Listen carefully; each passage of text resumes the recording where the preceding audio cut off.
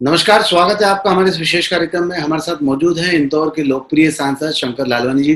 शंकर जी, स्वागत है आपका हमारे इस कार्यक्रम में। धन्यवाद। क्या आप शहर की अगर हम बात करें, आप पूरे शहर के साथ-साथ ग्रामीण क्षेत्रों का भी लगातार दौरा करते आए हैं। क्या स्थिति है इस समय कोविड की? अभी वर्तमान स्थिति हम ये कह सकते हैं कि पहले से बेहतर है। और एक वो दौर था जिस दौर में हम दिन रात मरीजों को बेड दिलवाना, मरीजों को ऑक्सीजन दिलवाना, आईसीयू बेड की आवश्यकता पूर्ति करना, इंजेक्शन की पूर्ति करना। तो वो एक दौर ऐसा था कि जिसमें हम सबसे ज्यादा उसमें उलझे हुए थे। लेकिन अभी वर्तमान समय में जो लगातार मरीजों की संख्या कम हो रही है, एक सकारात्मक पहलू है। और उसी को ध्यान में रखते हुए अभी वातावरण थोड़ा ठीक हुआ है। लेकिन फिर भी मैं ये कहूंगा कि हम देखते हैं कि जब पिछला पहला दौर भी था कि जब इस प्रकार ट्रेंड नीचे जाता है, उस समय हमको ऐसा लगता है कि अब सब कुछ ठीक हो गया और उसके कारण समस्या आती है। तो एक एक मुझे ऐसा अभी लग रहा है वर्तमान में कि जो एक स्थिति कुछ दिन पूर्व थी और एक ऐसा वातावरण था कि सबको चिंता भी थी, लेकिन अब कुछ कुछ जगह ऐसे देखने को मिल रहा है कि लोग थोड़े रिलैक्स हो गए। रिलैक्स होना चाहिए, मैं ऐसा नहीं कह रहा हूँ, पर वो जो सावधानियां रखनी चाहिए उसमें कहीं ना कहीं कभी मास्क नीचे कर देते हैं, कभी नहीं पहनते हैं। वो अभी इन 2-3 दिन में देखने को मिल रहा है। तो वो ग्रामीण क्षेत्र हो या शहरी क्षेत्र हो, वो एक जो हमें नहीं करना चाहिए वो दिखने को मिल रहा है। मुझे लगता है कि अभी हमें सावधानियों के साथ आगे बढ़ना है। तो कहीं न कहीं आप जो जनता की बेरुखी है धीरे-धीरे मास्क के प्रति या सोशल डिस्टेंसिंग के प्रति या सैनिटाइजेशन के प्रति, उसको लेकर थोड़े-से शंकित हैं। जी बिल्कुल, ये करता है कि एक जब स्थितियां ऐसी गंभीर हो जाती है तो सबको चिंता रहती है, तो उस समय सब ध्यान रखते हैं। पर जैसी स्थितियां सामान्य होती है तो उस ओर ध्यान कम जाता है। फिर दूसरी बातें भी जीवन में, जीवन की दिनचर्या ऐसी है कि इस आपाधापी में बहुत सारे महत्वपूर्ण चीजें अन्य भी रहती है, तो ये थोड़ा छूट जाता है। तो मेरा आपके माध्यम से दर्शकों से निवेदन है कि ये बहुत महत्वपूर्ण है। अभी कोरोना गया नहीं है, भली संख्या कम हुई है, लेकिन कहीं ना कहीं हमारे बीच में जब है। और जब इसका आक्रामक होता है, ये अज्ञात शत्रु है, दिखता नहीं एक तो। और हमने आज ही समाचार पत्र में पढ़ा कि 2 दिन तक अगर किसी कमरे में, ऑफिस में कोई पॉजिटिव है तो वो 2 दिन तक कहीं टेबल पे रह सकता है, हैंडल पे रह सकता है, दरवाजे पे रह सकता है।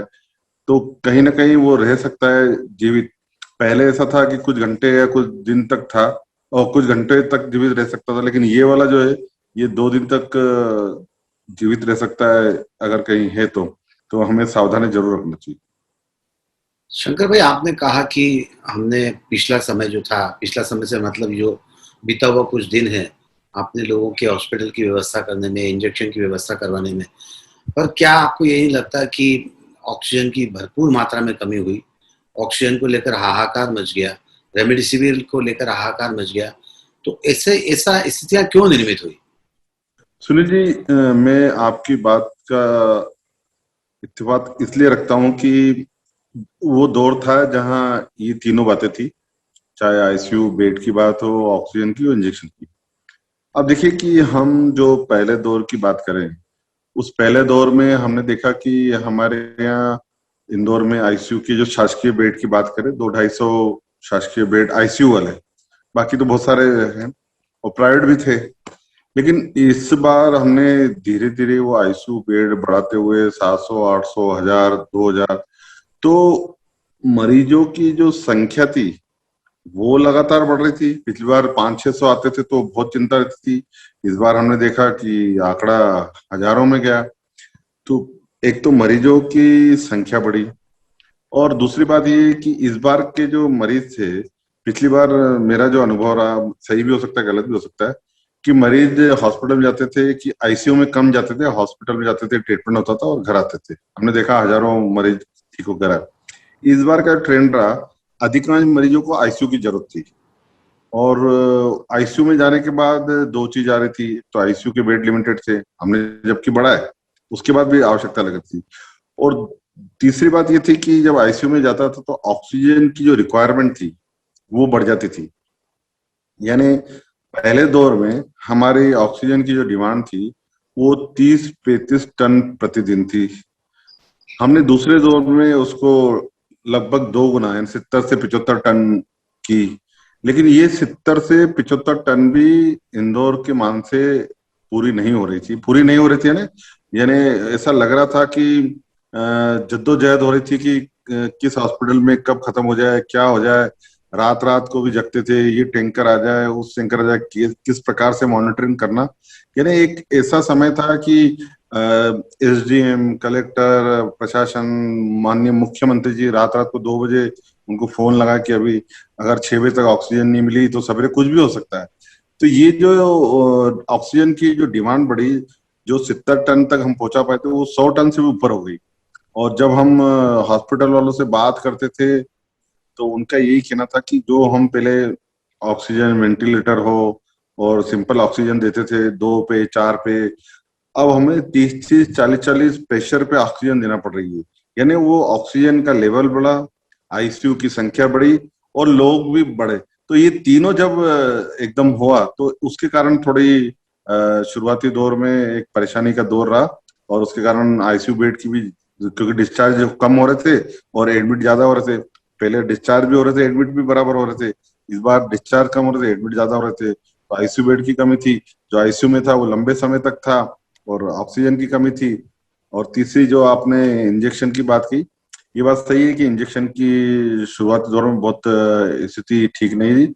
हमने देखा किस प्रकार दवा बाजार में भीड़ लग रही थी और हमको वही डर लग रहा था कि जो लोग इंजेक्शन लेने जा रहे हैं कहीं उनको एक दूसरे के कारण बीमारी का सामना न करना पड़े।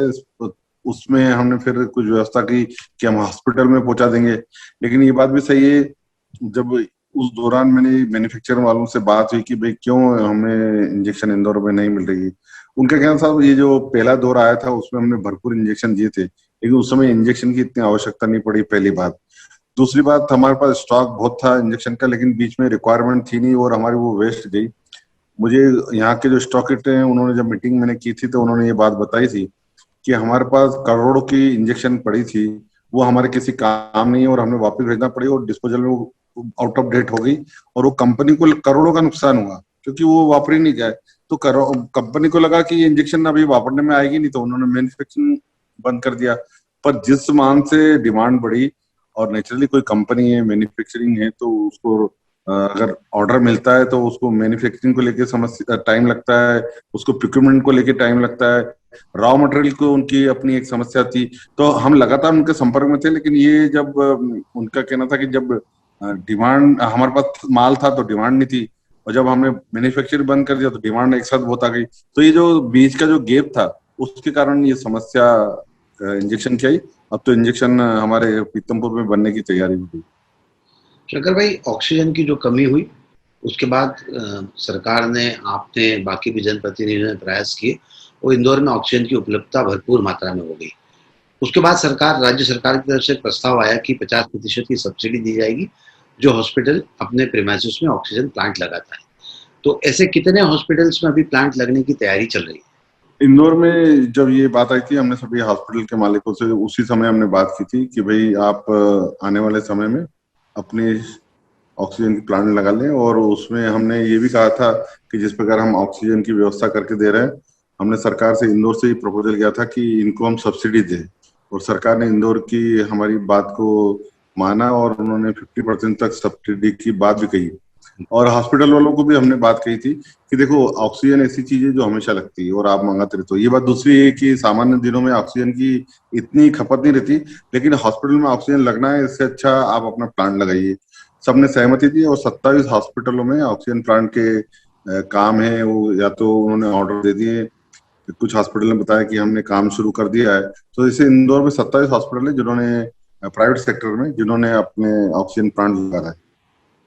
गवर्नमेंट हॉस्पिटल्स की क्या स्थिति है ऑक्सीजन प्लांट को लेकर? गवर्नमेंट हॉस्पिटल में केंद्र सरकार से भी और राज्य सरकार से और एक एनजीओ के माध्यम से भी तीनों हॉस्पिटल में ऑक्सीजन प्लांट लग रहा है। शंकर भाई, जैसा आपने कहा कि ऑक्सीजन की आवश्यकता ज्यादा पड़ी, आमतौर पर जो पिछले वर्ष देना पड़ रही थी उससे ज्यादा क्वांटिटी में ऑक्सीजन पेशेंट को देना पड़ रही थी। तो ये माने कि वायरस की तीव्रता बहुत ज्यादा थी पिछली बार से। बिल्कुल, आप सुनील जी सही कह रहे हैं कि वायरस की तीव्रता ज्यादा थी, और यहाँ तक कि जब हमारे सेंट्रल जो टीम है, कोर टीम है, जो इसको पूरी वॉच कर रही है, उन्होंने बीच में एक गाइडलाइन भी कही दी थी कि आप अगर घर में भी रहते तो मास्क लगा के रखिए, क्योंकि ये जो वायरस है, इसमें उन्होंने बताया था कि इसकी जो तीव्रता ज्यादा है, पहली बात। और दूसरी बात, इन्होंने ये भी कहा था कि पहले हम कहते थे 1 गज की दूरी, अब ये वाला जो वायरस है ये हल्का वायरस था। हल्का नहीं, उसका वेट कम था, और जब कोई किसी के मुंह से कुछ निकलता है तो हो सकता है वो 2 गज तक रहे। वो लाइट वेट होने के कारण हवा में भी रहता था, और उसकी लाइफ भी ज्यादा थी। तो ये दोनों तीनों बातें मिलके ऐसी हुई कि इस बार तीव्रता ज्यादा थी, हवा में हल्का होने के कारण हवा में रहा, और उसकी लाइफ भी ज्यादा होने के कारण इसका असर ज्यादा रहा। शंकर भाई, क्या लगता है इस पूरे कोरोना काल के दौरान तमाम सारी विपत्तियों का सामना करना पड़ा, हर चीज का सामना करना पड़ा, अस्पताल की बेड से लेकर तो बाकी सारी व्यवस्थाओं को लेकर भी। तो आप चूंकि एक इंजीनियर हैं और शहर की नब्ज से काफी अच्छे से परिचित हैं और शहर के संसाधनों की काव्य के बारे में भी आपकी काफी जानकारी है। तो कोई एक प्लान आपके लिए आपके मन में आया है, जहन में आया है कि आने वाले समय में ये सब चीजें मुझे करनी है शहर के लिए? देखिए, आपकी बात सही है कि दो चीजें हैं। एक तो आने वाले समय में जो बात कही जा रही है कि तीसरे फेज की संभावना व्यक्त की जा रही है, और दूसरा बात आ रही है कि बच्चों में भी होने की संभावना है। इन दोनों को ध्यान में रखते हुए हमने एक लगातार प्रशासनिक स्तर पर और चिकित्सा के जो पूरी टीम, उनके साथ हम 3-4 बार बैठ चुके हैं। सभी हॉस्पिटल वालों के साथ भी बैठ चुके हैं, जो प्राइवेट हॉस्पिटल है, क्योंकि बच्चों की इंटेंसिव केयर के लिए कुछ इक्विपमेंट अलग से लगते हैं। खासकर जो वेंटिलेटर हैं, वो जो अभी के ये वेंटिलेटर है, ये उसमें उसके वेंटिलेटर अलग आते हैं। मास्क हो वो अलग आते हैं जो वेंटिलेटर पर लगते हैं। कुछ चीजें उन्होंने हमें लिस्टिंग आउट करी है। शासकीय स्तर पर हमने उसकी तैयारी शुरू की है। जितने भी हमें जो बच्चों के डॉक्टर बैठे थे, सबने मिलके एक कंबाइंड सूची बनाई है कि ये आने वाले दिनों में हमें आवश्यकता लगेगी।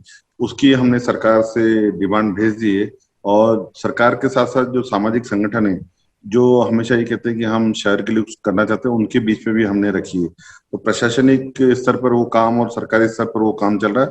शासकीय अस्पतालों की व्यवस्था में हम किस प्रकार बेड बढ़ाएं, हमारी वो पूरी प्लानिंग चल रही है। चाहे चाचा नेहरू हॉस्पिटल हो, चाहे इम्मा हो, या दूसरी जगह हो। बच्चों के आईसीयू किस प्रकार बढ़ाए वो हो सकता है। हमने जो हमारा कोविड सेंटर है, माँ इलिया कोविड सेंटर राधा स्वामी वाला, उसमें भी हमने वहां पर अभी 100 बेड का बच्चों का करा है। आने वाले समय में इसको बढ़ा भी सकते हैं अगर आवश्यकता पड़ी, क्योंकि हमको ऐसा लगता है कि वहां पर भी, मैंने देखा राधा स्वामी सत्संग में, लगभग 90% लोग ऐसे थे जो पॉजिटिव वहां थे, वो घर गए ठीक होके। मुश्किल से 10% ऐसे थे जो कि हॉस्पिटल में ट्रीटमेंट के लिए गए। तो आप बताइए कि इतनी बड़ी संख्या में लोग अगर वहां ठीक होके घर गए, अगर ये हॉस्पिटल में जाते तो क्या हालत होती, हॉस्पिटल और बेड की व्यवस्था क्या होती।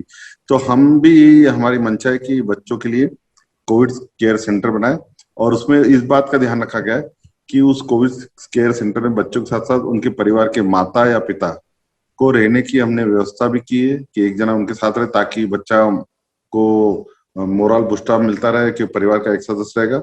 और दूसरा, वहाँ पूरा जो क्रिएशन कर रहे हैं वो बच्चों के हिसाब से कर रहे हैं, ताकि बच्चों का मन लगा रहे। खेल कूद की व्यवस्था है, बाकी जो जो आवश्यकता है बच्चों के लिए, वो सब वहाँ व्यवस्था कर रहे हैं। तो प्रशासनिक स्तर पर, शासकीय स्तर पर, और हमने हॉस्पिटलों से भी कहा है प्राइवेट, कि आप इस प्रकार की भी तैयारी रखें।